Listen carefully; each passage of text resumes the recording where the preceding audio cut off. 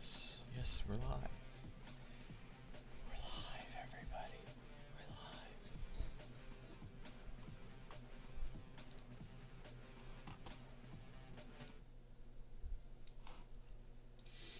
live. Alright, we are today again, we are doing stuff again. So what are we doing today? Well, let's go ahead and take a look at the Nether Star terrain generator. So if you don't know, project I've been working on recently is the Nether Star terrain, or the Nether Star procedural terrain generator for recreating Minecraft terrain nearly identically. A lot of stuff has happened, but I'll go ahead and show you where we are right now.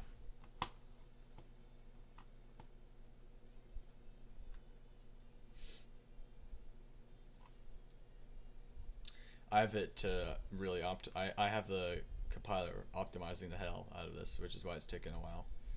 Oh well, actually, I turned off viewing of stuff. All right, hold on. Let's go ahead and we'll end vim source main.rs, and we'll go ahead and we'll disable the comments. Disabling the comments will let us actually, yeah. We want to. No, I want you to uncomment, right? Undo it, right? The other way, right? There we go. This, yes. Remove these. Yeah, good job. There we go. I'm trying to remove all these comments. The selection that I made, yeah, remove them. Missing fields. I'll worry about you in a second. Oh no, yeah, you need to be destroyed. You are something else.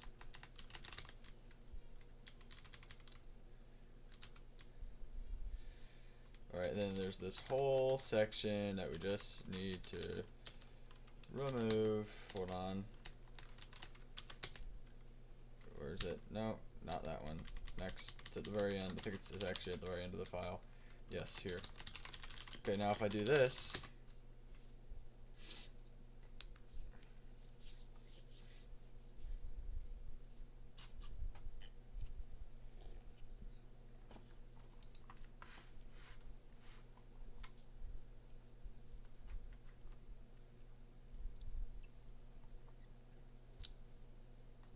oh, I forgot. I'm telling it to compute a whole bunch of chunks right now. I was stress testing it earlier. My bad. How much? It was doing 50 by 50. Wow. Let's do 10 by 10. This is, yeah, 10 any. This is a radius. Like this would be equivalent to a render distance of 10. Alright, here we are. So this is what we have. We can see here. This is a bastion, right? I just have a big bounty box around them. I couldn't be bothered. These are nether fossils. These bounty boxes are actually the smallest possible box you could have to contain them. So I think they're pretty fair. And then we got some stuff like those things, but we need to worry about springs. So springs, I actually realized I forgot one of the springs in the vegetal decoration features. I'll have to get back into that. But we can see here, if we go in the roof, yeah, here, there is a piece of lava here, and this is generated during world generation. You can see if we go, we look at it from the side. Is there really none on the side? Well, if we go into here, almost certainly we can see there's a piece of lava here, and that reflects the real game. In the real game, there's just lava, like single dots of lava all over the place in the terrain. And we need to do fluid projection. So we are nearly done with the generator. It is very close, but we need to do fluid projection. Now, I do want to point out some things about the generator that are unfortunate. I will be going more into detail about these restrictions in the video, but there is a critical problem that I literally have no control over, which means I did actually have to mod Minecraft to make this generator be as accurate as I want it to be, which is unfortunate, but it is necessary. I didn't really have another choice. I'll talk about that in a, nope, this one. I'll talk about that in a second. No, not here. Where? I'll use, you know, I was about to use chunk base to find a seed for my procedural generator. That's crazy. Let's set you to 36. I'm trying to find an area with trees, like a Horped Forest or a Crimson Forest. I'm thinking about getting a new PC case soon. I can see it's cut off because of this area is actually for some reason rendered. It shouldn't be rendered. This is here. If I actually make this bigger, we'll make this 20 by 20. This would be equivalent to having a render distance of 20, approximately. It's a little bit more because this is a square, and your render distance in Minecraft is mostly, I think it's like a diamond. Correct me if I'm wrong. You can see here we have these trees. These aren't exactly accurate to their game. Don't get me wrong. They're very, very close. And whenever they are wrong, they're very slightly wrong. But the issue is there's something in here causing non-determinism that I just cannot find. It's strung in there. I don't know what to do about it, right? I don't know what to do. So I modded Minecraft. And, okay, well, the first non-determinism issue, actually, is a race condition inside Minecraft's own chunk generator. Mine didn't have that because I made it properly. My chunk generator didn't have the race condition. Minecraft's did. And so there's nothing I could do. It was just pure chance. So I made a mod to make it deterministic. But even then, it wasn't being deterministic. I don't know why. There's something in the tree generation that's just fundamentally not deterministic. So I just made something that was as close as I can get. If you don't believe me, generate 2 worlds, the same seed, and look at the trees. They'll be different. I swear. Not just the Nether, the Overworld too. They're different. I did the best I could, right? And so I made some changes to make it more deterministic. I understand it's kind of weird and not what people want. I fully get that. I completely understand. I didn't want to do it. I had no goddamn choice. It was my only option. So that's where we are.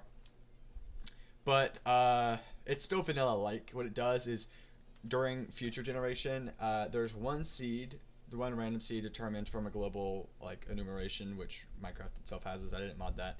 That goes through each object inside of a future list, but it sort of like keeps the RNG threaded throughout. So I just changed it so every time a future generates, it seeds its own RNG from its position, and I made it so futures can't read or write outside their own chunk, which makes it so that they get these cutoffs. But honestly, it doesn't make it look that much worse, and that helps with the race condition.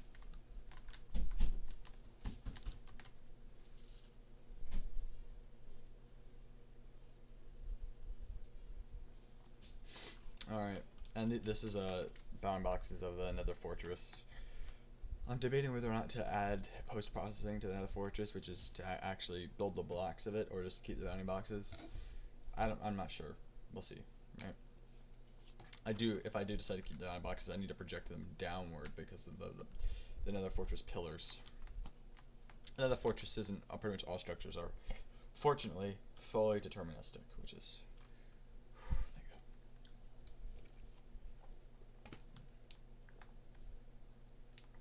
Okay, anyway, what we're actually doing, what I'm actually programming today, is the Springs fluid projection. So let's just get started, right? So to do fluid projection, we need to decide what stage of chunk generation do we want to do it in. So we can go to chunk access, and we can look for chunk generation step. We could just go to definition. Here we are. So these are all the steps. There's empty, structure start, structure references, biomes, noise, surface, carvers, futures, and finished. So what we're going to do is we're going to inject another one between futures and finished. This is not in Minecraft, right? This is fluid projection. Fluid projection. Pretty cool. And what we need to do is we need to update this enum. This probably isn't the best way to do it, but it's how I do it. So it's going to be equal to chunk generation step, chunk generation step, fluid projection, and we're gonna make this remove.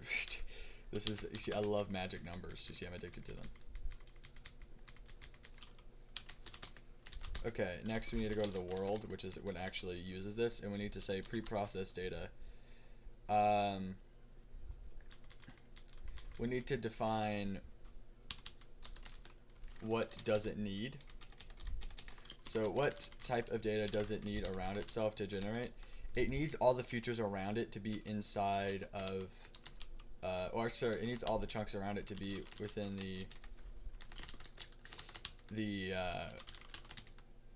the future stage, right? So we can give it a radius of how far do we think lava stretches? I'd say 1. That's a radius of about 3 by the 3 by 3 radius of chunks. I think that's probably fair.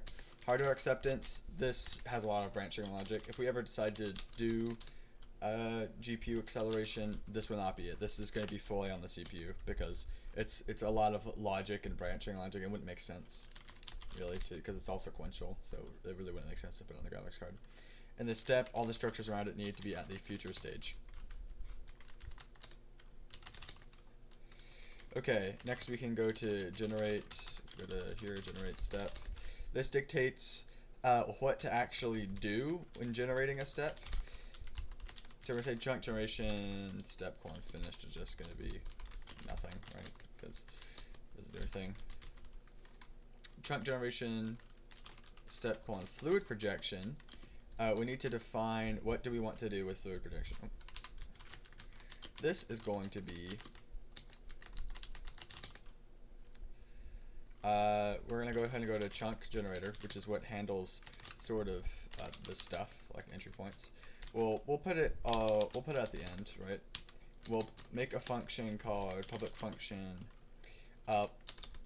do fluid projection, and we're going to take an immutable reference to the accessor, which is the transgeneration chunk accessor.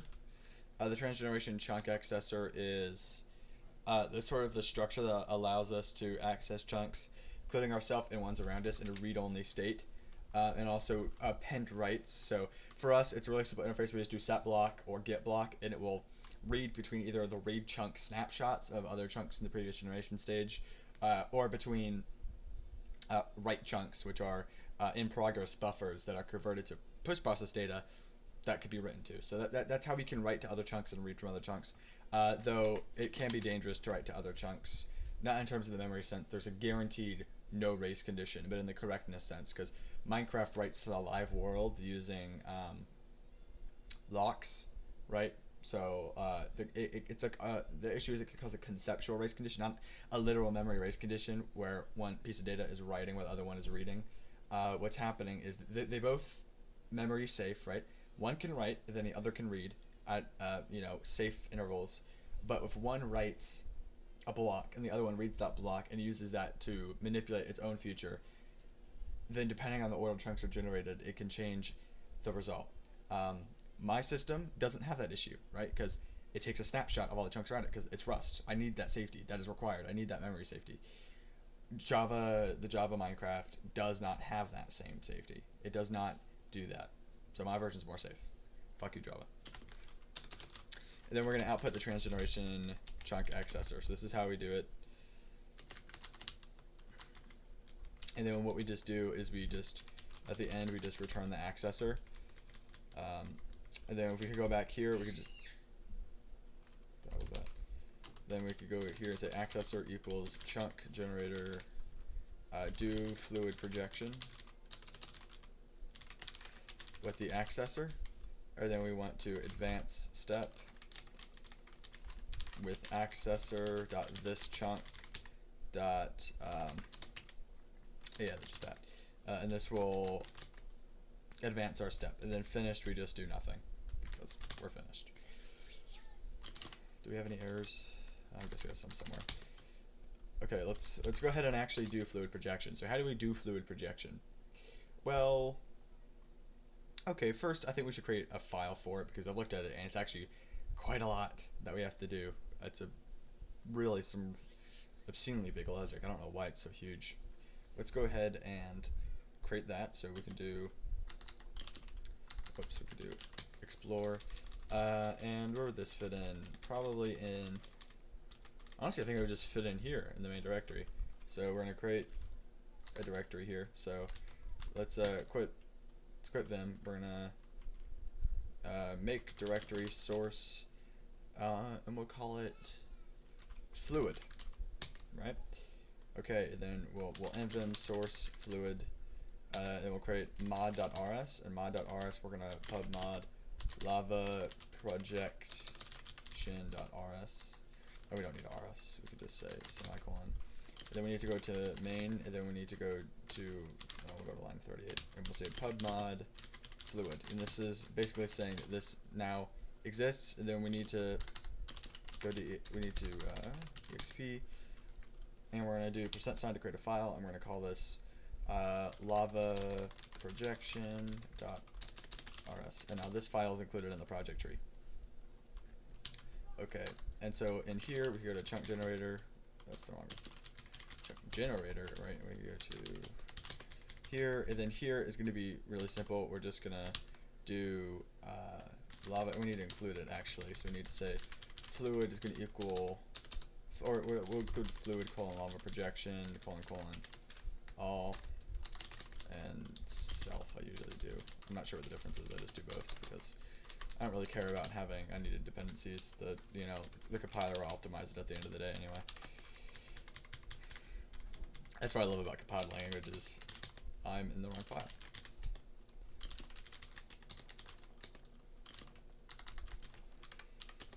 Okay, and we need to go to lava projection. We need to add an entry point. So let's create pub function project, and we need the accessor. We get it owns the accessor.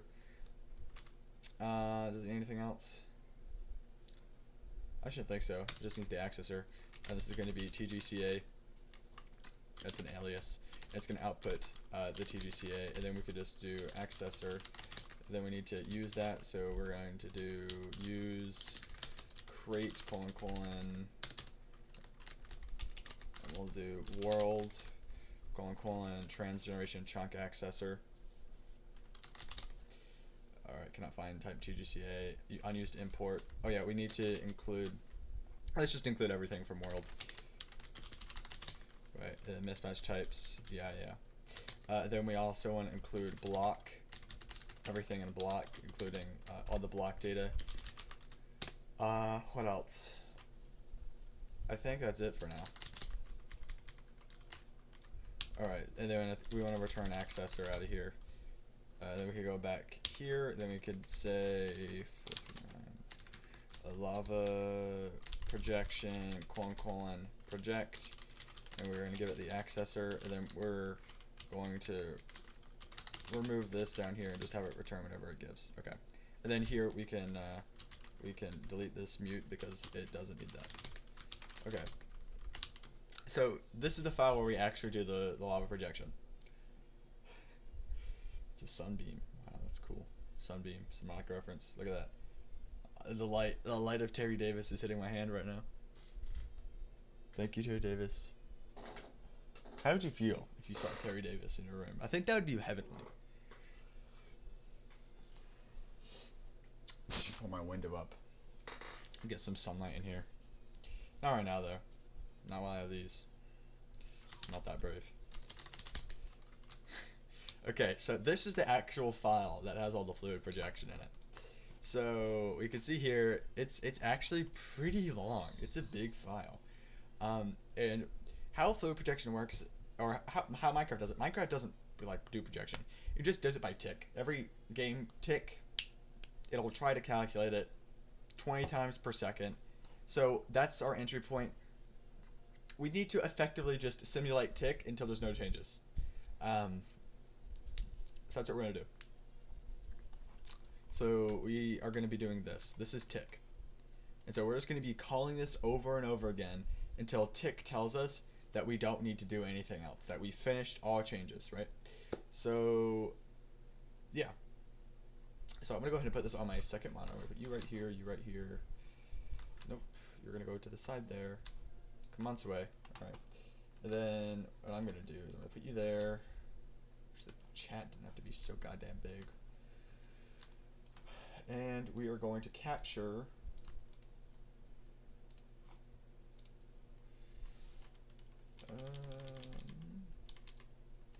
you. So we're going to capture the IntelliJ so you guys can see it while I have on my second monitor. Okay. Alright. So, let's go ahead and take a look at this. So we need to reproduce tick. So we need to create a fluid state. So we need to go to block and dictate some information. So lava each lava is going to have, let's create a lava state thing, jig. And how does this impact the block? Okay, so what we know for sure is that at this point, every fluid, every lava block is just a thing. It's just a block here, and because every lava block that's been placed so far is just a source block before we reach fluid projection. So we actually don't need to do that. We can just define fluid state, because we are defining how this works. We could just assign lava state ad hoc here, post hoc. I don't know. I'm not a fucking loser. But the TG or the world, when post processing, needs to merge the highest value ones. So we do need a way to represent on a scale of 1 to 8 for lava what state it's at. Okay, so we can assign it to the block enum, and if it gets too large, then we can do something. Because right now, the block enum it's a U8. It's being defined as a unsigned 8-bit integer. We don't want it to exceed that. So we are going to add a lava state enum to here. So in here we're going to we'll use create fluid lava projection all this, right? Then we'll go back and we'll create an do we want it to be an enum? I suppose, because there's different stages it could be at. So we'll do lava state. We'll say source, then 7, 6, 5, 4, 3, 2, 1, 0. So this is ridiculous. Can I do this? It doesn't want me to do that. So there's 8 states, but I want the states to only be a value 0 to 8. I only want to take up a small amount of memory. I only want to take up like 4. What is that? That's 0 to 8. That's 5 bytes? Bits, I mean. That's 1, 2, 3.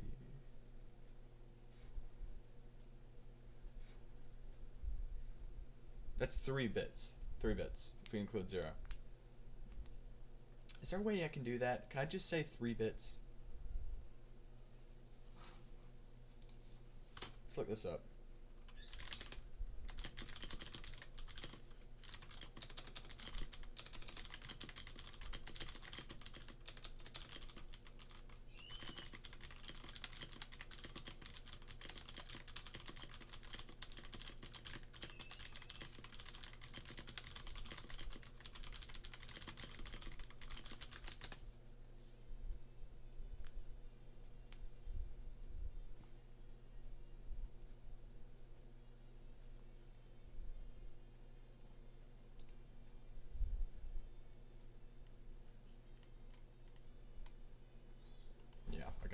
So the standard approach is just to assign something to a number, which makes sense.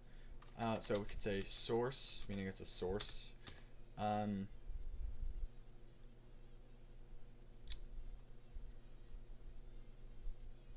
We could just say S7, I guess.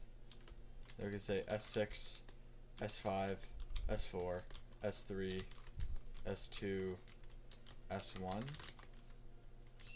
Can we get S7? Oh, you're so cool. Kind of, yeah. 1, 2, 3, 4, 5, 6, 7. We need 8. How many states does lava have? How many states does lava have? Minecraft.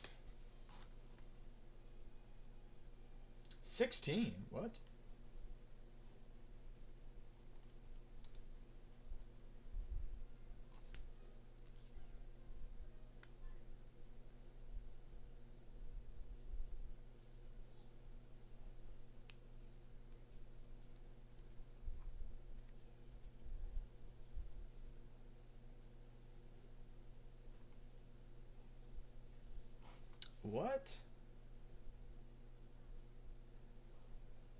It's 15 states. What?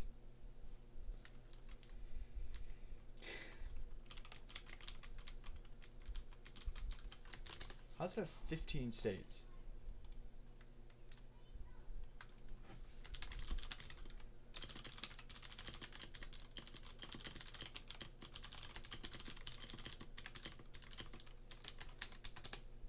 I thought it only had 8. 8 basic depths. Spreading sideways. Minecraft stores this data as a 4-bit integer. How? How does it store as a 4-bit integer? Okay, so it handles it as a 4-bit integer.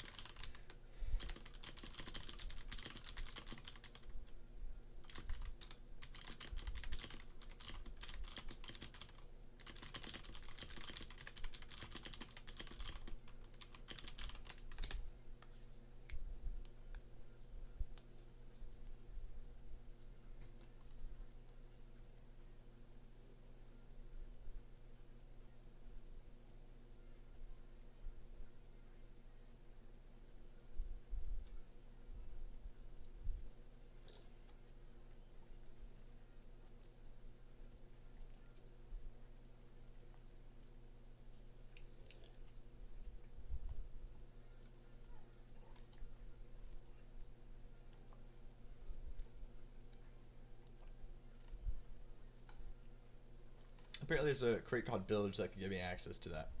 Give me access to a 4-bit integer. Let's go ahead and try that.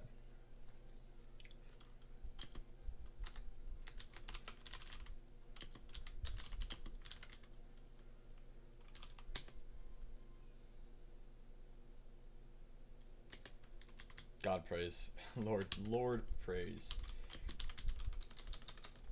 Do I not have it?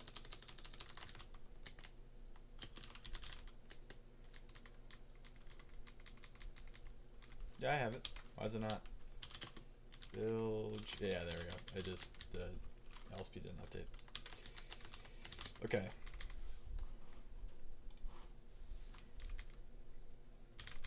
So we want to give lava state.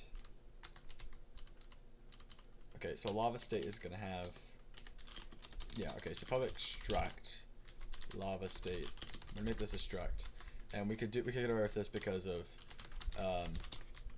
zero cost abstractions, and we can say that the level of it is going to be a U4. It's a 4-bit unsigned integer. Because, and we can explain this because if we do B1111, or sorry, bin111, we get 7. Oh no, sorry, 15. We get 15. We can represent up to 15 states. Okay. Then any other data we could define here, but this also gives us access to functions that we could do on this data, and so we could go here to block. It is, hold on, we need to annotate it.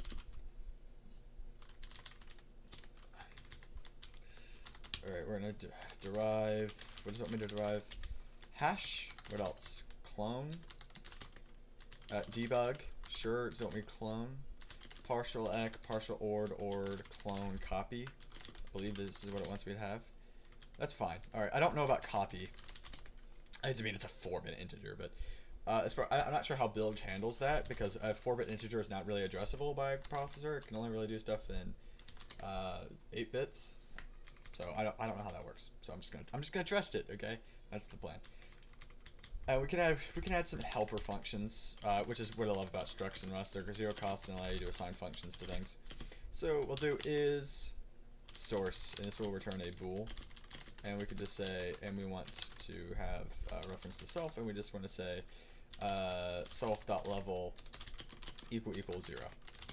Expected uint, we want this to be a U4. This.level == valid 4. 4 as U4. What? What?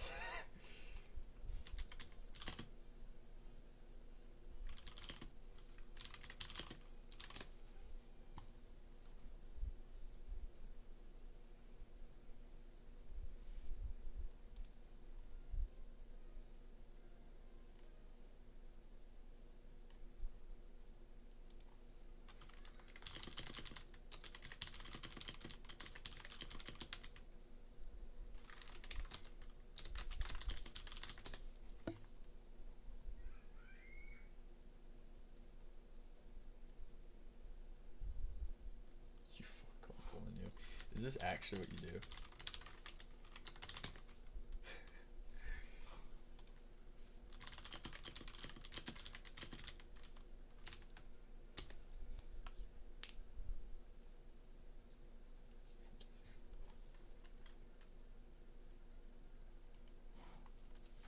Alright.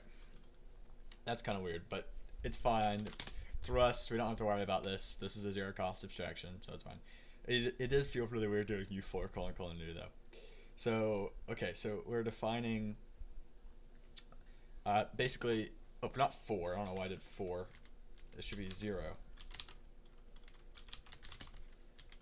Okay, is there a u4 : 0? Yes. Okay.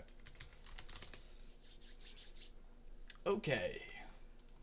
So let's do function tick, right? This is going to be what we call ourselves, and we don't need to make this public, right? This is not required. And this needs to take in the accessor. We'll give it a mutable reference to the accessor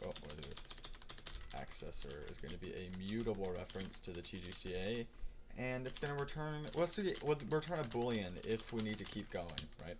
The boolean is representing, do we need to keep ticking? So we need to get the and tick needs to be called with a block state that is lava, right? So we need to get it needs to be called with the lava state. So we need to have a lava state. Do we need to modify it? Probably. We'll take a mutable reference. Maybe we'll take ownership if we need it, but I don't think we need. We will. So we want to do if not lava state dot is source. We want to say get new liquid. All right. So the issue is there's just so many helper functions here, which I guess fine. Helper functions are great, but it's annoying. It can be really annoying. So I'll call this new liquid. Let's see. What does get new liquid do?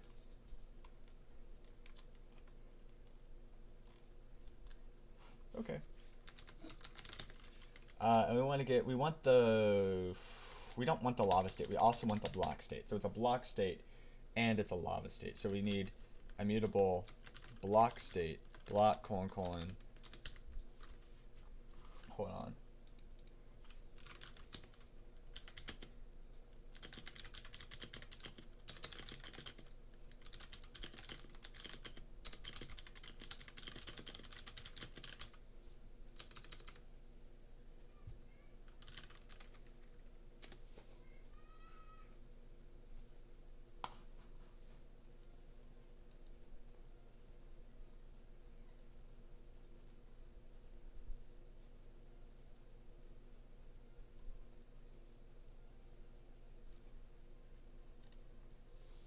Yeah, what I want is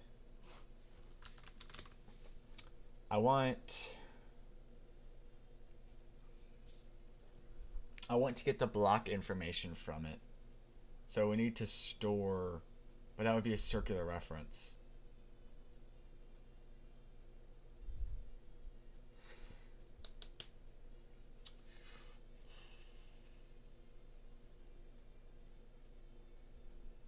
No, it's not.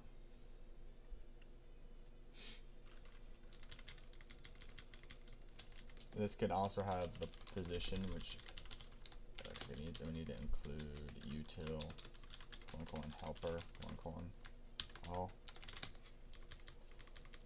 Compare helper with block pause with straight partial odd not implemented with block pause. Dirty you.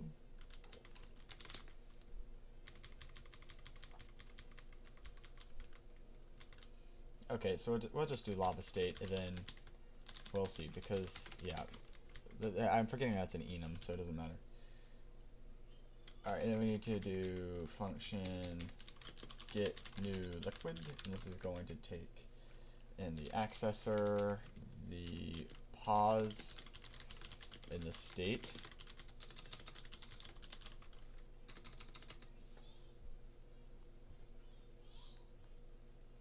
Get fluid state. Okay, get fluid state. Basically, if it's lava, we need to get its state. So the block.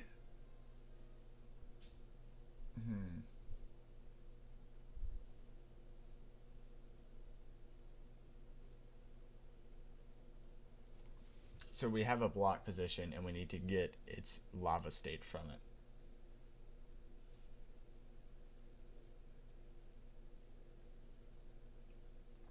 So we need to store. We do need to store the lava state inside the block state. Inside the block. Which is unfortunate. But whatever.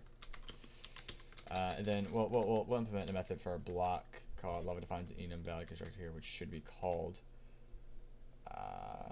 can't compare block with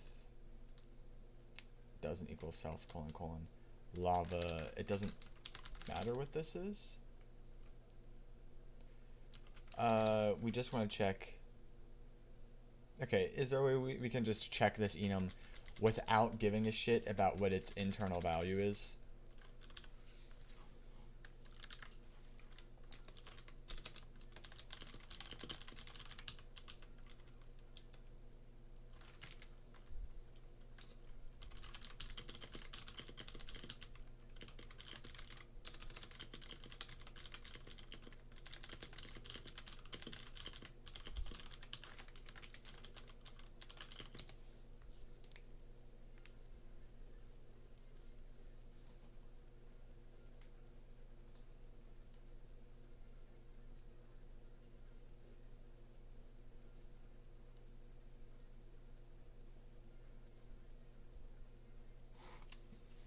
Apparently there is a matches. Yes, self what is it? Self : lava can compare block with bool. And oh yeah. And matches is stable, and we want to do if and not this, right? So if not matches. Yeah. Yeah, again, we don't care. We do, in this case, this is just, like with the underscore here is saying that we don't care what struct it has. We don't give a shit the state of the lava at this point. Again, here we also do not care about the state of the lava.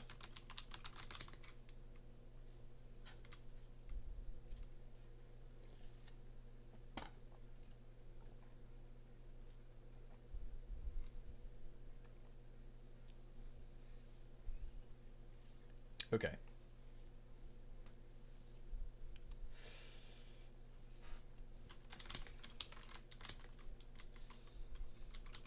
Yeah, we need to implement a method.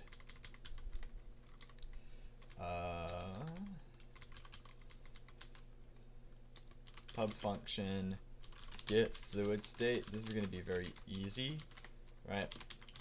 It's going to return an option lava state. So we need to match self lava with the state, and we're just going to return a reference to that sum with a we want this to be a we'll take a mutable reference to this. Cannot find type lava state in this scope. What?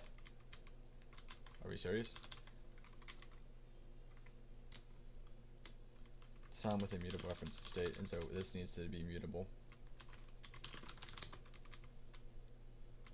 So we need to return some state. Otherwise, anything else, we just want to return none. Cannot find a lava state in this scope. What? Lava projection. It's right here. Lava state. There it is. You know, it's right there. What do you mean you can't find it? Lava projection. : lava state. It's one of the things there.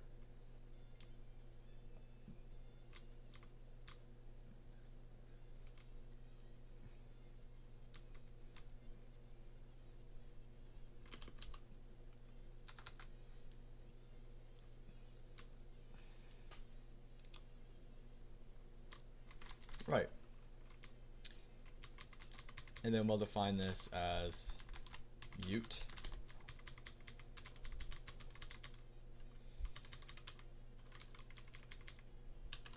And we'll do another one called here, and by default this one will be immutable. Option. Lowercase option, cursed option.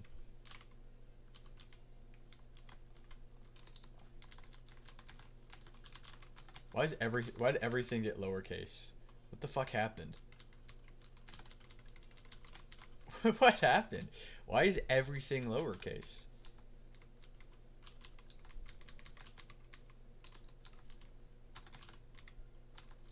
I'm gonna replace it. Why did everything get lowercase? What the hell?